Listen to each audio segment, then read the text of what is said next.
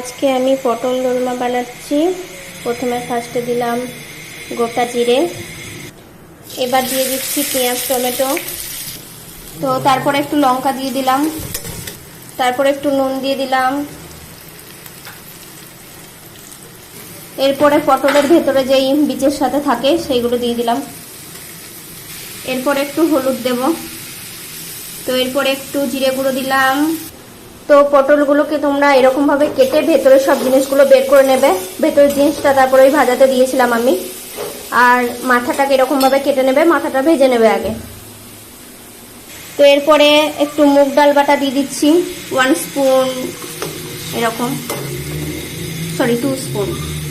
তো এরপরে একটু টমেটো সস দিয়ে দিচ্ছি, তারপরে আমার বানানো একটু গরম মশলা দিয়ে দিচ্ছি।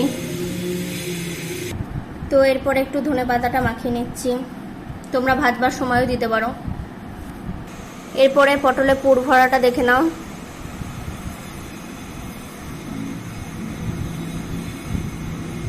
মনে হয় না যে সময় হবে,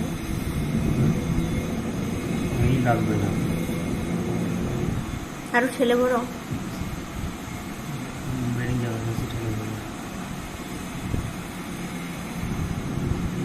দেখো। এরপরে মুখটা এইভাবে লাগবে, মুখগুলো কিন্তু ওরকমই হবে।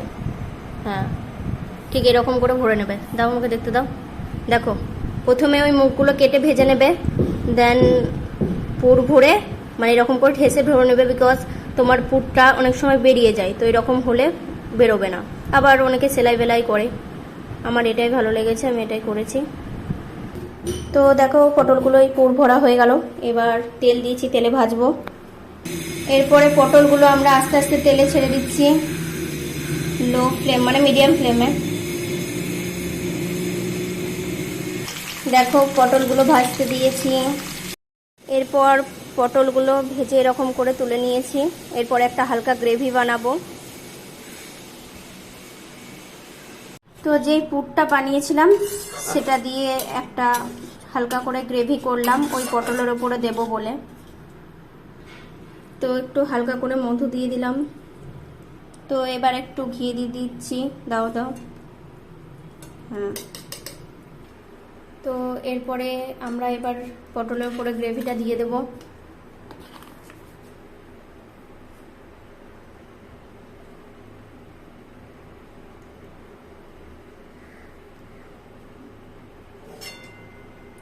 তারপরে আমরা উপর থেকে একটু ধনেপাতা কুচি দিয়ে দেব। তোমরা সবাই ট্রাই করবে, দেখবে খুব সুন্দর খেতে লাগছে। আবার তোমরা যদি মনে করো যে না গ্রেভিটা বানাবো না, জাস্ট ভাজাই থাকবে, তো সেটাও ভালো।